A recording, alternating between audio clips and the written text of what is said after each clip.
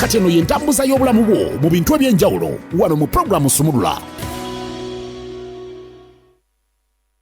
N'entambuza y'ebyobulamu ke kanyomero obwetumanyira ensonga ez'enjawulo naye njagala okujjukiza nga bwe nagambye awo maaso bw'oba oviwako osobola okufunira akakawa mpologoma n'oteekako mu magiyo n'otambula n'ogenda ku mulimu n'onywawo kacaayi kuba ebiseera ebisinga abantu abasinga abamu we mukolera osobola okufuna kacaayi ate naawe wejja okolera nga bamubawa bubi beera ng'omanyi ky'oyagala gamba njagala kakawa mpologoma bannaffe bamanyi gitoni be bakatwetedde katale igwe nga oli musuubuzi jangu ku kizimbe kya Muganzurwaza obeere ng'okafunawo ka supply ng'ekiswaza nnyo okubeera ng'oli barista bagamba kawa mpologoma omagula maaso you need to have it ye kawa aliko ku katale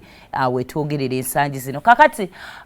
olunaku olwaleero tuweza emyaka 2 ejja omutimbagano Facebook actually wasn't it the first social media platform and for now I think it is still the biggest wadde nga mu Uganda tetukyagirina naye mu kubanga tetukyagirina ojja sanga poliisi ng'ecommunicatingiddeyo ojja sanga ebitongole nga gye biyisizza information ngamba temwatujjaako era mu Uganda tako mubeera ku Facebook nga tugenda okulonda akalulu ka 2021 munnange omukulembeze n'agamba temugisaana bwatyo n'agitujjako era tetukyagirina abaliyo mu abamanyi lwaki muli era kijja kwetagisamu ka VPN okubeera ng'osobola okuaccessinga Facebook naye nga Facebook eno yatandika omwaka gwa 2004 abamu ku mmwe mwali temunaba na kuzaalibwa naye kati muwulira mugirinako ko obuyinza muddawo ne muvuma n'abantu gwe kiwininuwa gy'oyambadde otya gwe kihafi toyina kyotugamba Facebook ekusinga n'obukulu gy'ovumirako abantu naye nga gwe gumu ku mutimbagano gwe tukozesa because we have Facebook, we have Instagram, we have X, yali Twitter, kati tuyinawo TikTok, tuyina nyingi nnyo, tuyina Snapchat, tuyina nyingi nnyo naye nga Facebook kwe gumu ku mutimbagano ogw'amaanyi guze gutundibwa abagagga ab'enjawulo 24 years ago it was started naye wano mu Uganda gwasinga kututumuka mu mwaka gwa 2007 2008 2009 bannayuganda buli omu yamanyi bwe yagugendako abamu baabasasuza ne ssente okuggulirawo Facebook account anti obujjego obubali kati oli ewetulako ogamba mwana ekiyaya kyaziba kiyaya kyammanyiira mannyago email address yo abamu mwali mukyali ku Yahoo simanyi abantu bakyali ku Yahoo abantu abakulu muli ku kyalo kuno naye ng'obote woggulawo kati oyo omugagga waayo Mark Zuckerberg y'omugagga nakinku ow'omutimbagano Facebook kakati munnange bwe mutyo ne mujja bamwasokera ku Facebook zero ng'olaba bigambo tolaba bifaananyi abamu agendanga ku kafe kandogingemukko because I think then abantu kyebalinga kye bakozesanga ogwandibadde ng'omutimbagano it was the Yahoo ebyo webityo kati nga bawulira bali portion all that then netugwa ku Facebook because era ebya Yahoo era tukwabanko bifaananyi then Facebook netuleetera ekifaananyi ng'oteekayoko I remember me okugenda ku Facebook first of all mu Uganda tumanyi anything that you were kikwetaagisa okuteekamu amannyago oba emyaka gyo oyinza ogamba baagala kulondola that's why most of you are hesitating ogenda okuggulawo endagamuntu hesitating ogenda ofuna passport because toyagala ku giving in your information but now tukimanyi oba oyagala oba toyagala olina okubeera n'endagamuntu naye kyekyo ekintu ekyatuganyanga okuguza Facebook that's maybe why most of you muyina Facebook nga teziri mannya gammwe kakati nze nasooka nenzigulawo Facebook because nali nkimanyi siteekeddwa gibeerako nga saagala oba bazadde bange oba family kumanya nti nzeyo enzo oyo I don't even remember the names I used at first I don't but at some point nga maze okusoma nagenda nenzigulawo mannya gange okutuuka okuteekako happy powers gyali mirimu I used to work like ku radio station mwina okubeera ne swag yo young like how do you even be there and you're called nabanja hasfa you're young olina okubeera ne vibe kyobulanga nakyusamu nenfuna happy powers it was just the vibe nene erikwata industry gyemanyi era lyerinnya lyange erikola ssente naye nga byatandikira eyo naye munnange abantu ezo kafe mwe mwasasulanga n'ogenda n'oggulawo n'ologingamu in ng'olinga alina byagenda n'okkolako. Bambi yayambako ko abantu ocommunicatinga most especially n'abantu babwe ababeeranga e Bulaaya naye nnongolooza waliwo messenger nga tewali era nga oyogera n'omuntu ow'ebweru naye nga ate akomentinga ku Facebook yo literally nga information buli omu agiraba. Mpola mpola things bize be improving mpola mpola nejja nebeera ne inbox ng'osobola chattinga n'omuntu mu inbox bwe bityo because ne ziri ze mbadde nkugamba ezo zi emails the Gmails, Yahoo and all that era abantu bagerangayo most especially communicatingirako bya mirimu and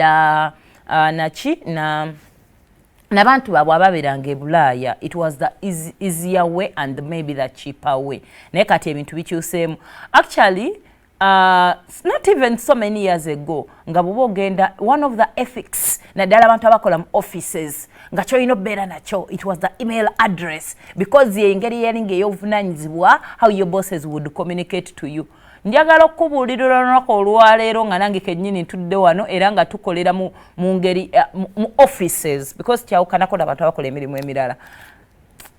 Our bosses bayinza okuba tebamanyi na email address zaffe. Email address kati eringa telephone number yo nti it is kyemu ku kintu kyolina obeera nakyo in case zino apps zo zituuseeko obuzibu because kati tulina WhatsApp. You can communicate mu ngeri yonna eri formal with WhatsApp, with maybe Facebook, nemukola group ya Facebook. I remember at Galaxy twalina group ya Facebook because email ate era nayo yali edayinze kati nga muyina eringa messenger nga mu communicatingira kati ate then developed WhatsApp. Bile bintu byenjogerako not so many years ago, in between those only 20 years webijjidde tebiruddewo bbanga ddene nnyo naye ensi ekula ku speed ya mangu kyobulanga nabyo bigenda bikyuka nnyo nnyini ddala. Kakati Facebook abavubuka ekisinga obukulu okubulidde how it came about and byajjanga byakubalaata just like any other app ejjane abantu ne balooza byakubalaata until when olaba nti kintu kya mugaso oba you ought to have it. Kakati Facebook eyo abavubuka bajjanga nga biringa bya mukwano gwange kamuweereza request tuli ba mukwano negundi ku Facebook kuba mutyo just kumanya not so much but about your friends. Naye kati wetwogerera in this day and era bobeera n'emitimbagano egyo, let me tell you one of the things kati omuntu yenna agenda okuwa omulimu n'obeera okola mu kiduuka kya muntu ajja kwagala okumanya oyina emitimbagano gino. Do you have numbers? Because now it is business. Era nze mbeewuunya abadde awo ne muvumirako bannammwe. People are making money using these social media platforms. Mwe muli awo because nzijukirako kemabegako ku Facebook okwo kwaliko bi groups nga bavuma abakazi nga beevumira kuli mwe mulaba bad black abo nga beevumireyo ku Snapchat simayamu aba TikTok mulowooza muvuma temumanyi Facebook. Waliwo ekigrupu bakiyitanga Maama Ttendo mukwano nga we bakutandikako then twalife batoototo omukati waliwo abawala abalingawo nga bakulu babakyala n'abavubuka abali ku foomu mu Kampala wano nga beevumira mu kigrupu ekyo ki Maama Ttendo. Ne Maama Ttendo ekyaliyo walinga yabo nga Rita Kagwa bwakuwandikako story mukwano teri agenda gigaana. Abo ba champion nze bwentegerera Facebook awo Barita Kagwa bapenge mwabo mubasanze bagudde bali abantu bali befuga omutimbagano because bo bagenda ne babitegeera mangu kati ne batufunziza okwo. So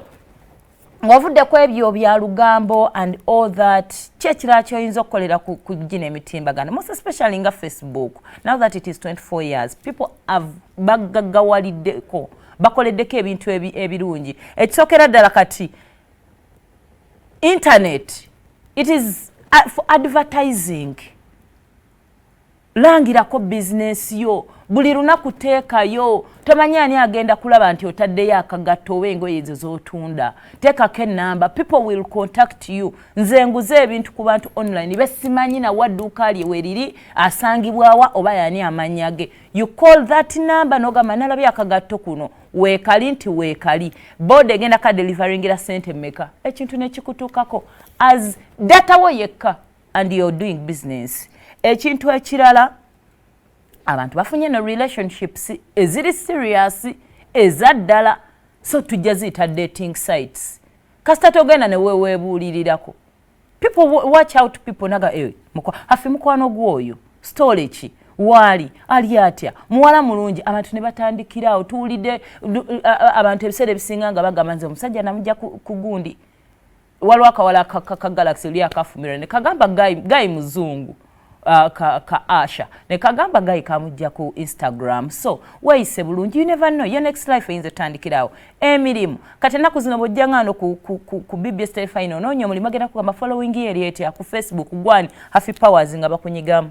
nga basangayo gwawe mula ovuma abantu oyambala otya weeyisa otya some of you your applications have been turned down naye nga kivudde ku social medias weeyisa otya so weeyisizeyo bulungi tomanya kye kigenda kwongerako some of you visas zammwe zibadde turned down because olaga obusosoze gwakunga abantu okwekalakasa ate osaba visa z'abantu genda Bulaaya bajja genda batekemu happy powers bakulabe weeyisa otya so emitimbagano egyo gusobola okubeera omulungi gusobola okubeera omubi kisinzira gwe ogweyisirizaako otya so tukuyozaayoza abatandikira ku Facebook gende otunuleko olabe how many years gy'obadde ku Facebook era kikyegasizza olunaku olwaleero tamuzaya byabulamu kekanyomero good morning.